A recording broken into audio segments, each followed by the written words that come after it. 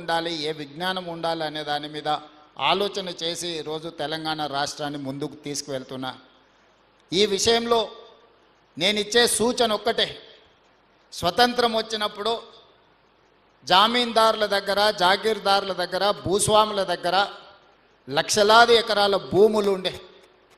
ఆనాడు శ్రీమతి ఇందిరాగాంధీ గారు, పివి నరసింహారావు గారు అగ్రికల్చర్ సీలింగ్ యాక్ట్ తీసుకొచ్చి ఆ లక్షలాది ఎకరాల భూములను ప్రభుత్వం తీసుకొని దళితులకు, గిరిజనులకు, ఆదివాసీలకు, బలహీన వర్గాలకు, భూమి లేని నిరుపేదలకు గుర్తింపు గౌరవమే భూమి అని చెప్పి అసైన్మెంట్ పట్టాల పేరు మీద, లేకపోతే పోడు భూముల పట్టాల పేరు మీద ఈ ఆదివాసీలకు, గిరిజనులకు, దళితులకు అందరికి భూములు ఇచ్చిండ్రు.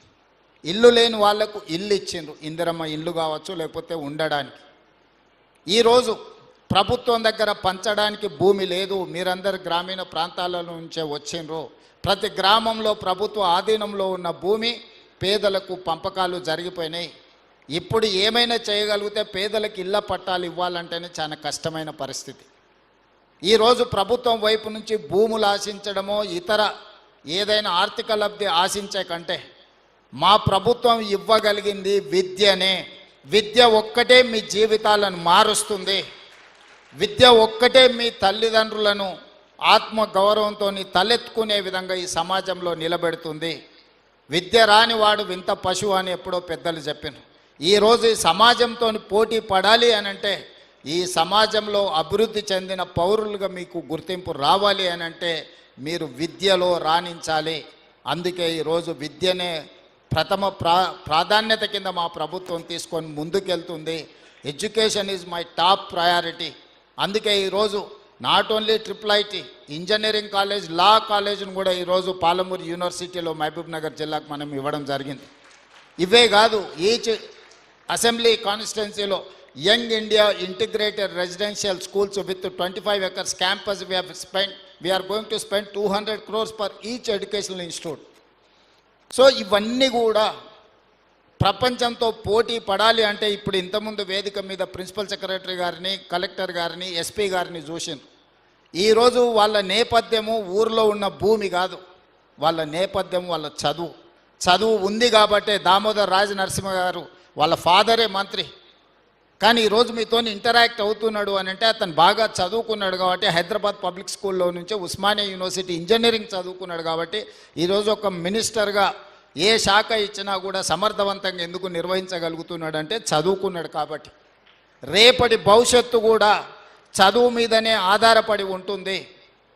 చదువు లేకపోతే మన భవిష్యత్తు గాఢాంధకారం అవుతుంది. అందుకే ఈ జిల్లాలో ప్రతి నియోజకవర్గంలో young India integrated residential schools, లా college, engineering college, medical college, IIIT ఏమేమి కావాలనో అన్నిటినీ ఈరోజు మనం తెచ్చుకున్నాము. ఇవ్వగలిగిన స్థానంలో మనం ఉన్నాం. ఈరోజు మనం సంతకం పెడితే, పాలమూరు జిల్లా వాడు సంతకం పెడితే ఏదైనా జరుగుతుంది. మీరు సాధించుకొని సమాజానికి ఆదర్శంగా నిలబడే విధంగా ముందుకు వెళ్ళాలి. ఇక్కడున్న విద్యార్థులందరికీ కూడా నా సూచన ఒక్కటే, నిబద్ధత చాలా ముఖ్యం. నిబద్ధత లేని చదువు కానీ, నిబద్ధత లేని జీవిత ప్రయాణం కానీ మీకు ఉపయోగము ఉండదు. మీరు క్రమశిక్షణతో కూడుకున్న విద్యను నేర్చుకోండి. 25 సంవత్సరాల వయసు వచ్చే వరకు కష్టపడండి. ఆ తర్వాత 75 సంవత్సరాలు మీరు సుఖమైన జీవితము, మీ జీవితంలో గౌరవం అన్నిటికంటే సమాజంలో మీకు గౌరవం తెచ్చిపెడుతుంది చదువుకున్న వాళ్ళకు. నిన్నటి వరకు మనల్ని పట్టించుకోని వాళ్ళు కూడా ఇవాళ మీరు గ్రూప్ 1 సివిల్ సర్వెంటో మీరు సెలెక్ట్ అయితే ప్రతి ఒక్కరు మీ ఇంటికి వచ్చి మిమ్మల్ని గౌరవిస్తారు. చదువు అనేది అత్యంత కీలకమైనది. చదువు ఒక్కటే మన భవిష్యత్తును మారుస్తుంది. మీరు గొప్పగా చదువుకోవాలి, రాణించాలి. ఈ మధ్యకాలంలో మనం రాజీవ్ గాంధీ సివిల్ ఎగ్జామ్స్కి ప్రిపేర్ అయ్యే వాళ్ళకు కూడా మనం స్కాలర్షిప్స్ ఇస్తున్నాం. ఎందుకంటే కోచింగ్ సెంటర్స్ ఢిల్లీకి వెళ్ళాలి అంటే ప్రిలిమ్స్ క్లియర్ చేసిన వాళ్ళకు 1 lakh, మెయిన్స్కి అటెండ్ అయ్యే వాళ్ళకి ఇంకొక ₹1,00,000 ఢిల్లీలో ఉండడానికి కూడా మనం అకామిడేషన్ ఇస్తున్నాం. మీరు హై టార్గెట్ పెట్టుకోండి, దాని ప్రకారం కష్టపడండి. తప్పకుండా ఈ ప్రభుత్వం అండగా నిలబడుతుంది. దేశంలో ఏ మూలకెళ్ళినా తెలంగాణ వాళ్ళు, పాలమూరు వాళ్ళు ఐఏఎస్లు, ఐపీఎస్లు ఇతర రాష్ట్రాలలో కూడా ఉండాలి. ఈ రాష్ట్రమే కాదు, ఏ రాష్ట్రంతో కేంద్ర ప్రభుత్వంలో మనం నిధులు రాబట్టుకోవాలంటే కూడా మన వాళ్ళు ఎవరైనా ఐఏఎస్, ఐపీఎస్లు ఉంటే మనకు అత్యధికంగా నిధులు వస్తాయి. తప్పకుండా మీ అందరికీ ఉజ్వల భవిష్యత్తు ఉంటుంది. సంవత్సరం తిరిగే లోపల ఇక్కడ ట్రిపుల్ బిల్డింగ్ కట్టి ఒక మంచి క్యాంపస్ క్రియేట్ చేసి చదువుకోవడానికి ఒక మంచి వాతావరణాన్ని ఏర్పాటు చేయడం జరుగుతుంది. జీవితంలో ఏ స్థాయికైనా ఎదగండి. కన్న తల్లిదండ్రులను, పుట్టి పెరిగిన ఊరును మరవకండి. కన్న తల్లిదండ్రులకు గౌరవం ఇవ్వని వాళ్ళు, కన్న తల్లిదండ్రులను మంచిగా చూసుకొని వాళ్ళు ఏ హోదాలో ఉన్నా కూడా అది నిష్ప్రయోజనమే. తల్లిదండ్రులను బాగా చూసుకోవాల్సిందిగా సూచన చేస్తూ మీ అందరి దగ్గర సెలవు తీసుకుంటున్నాను.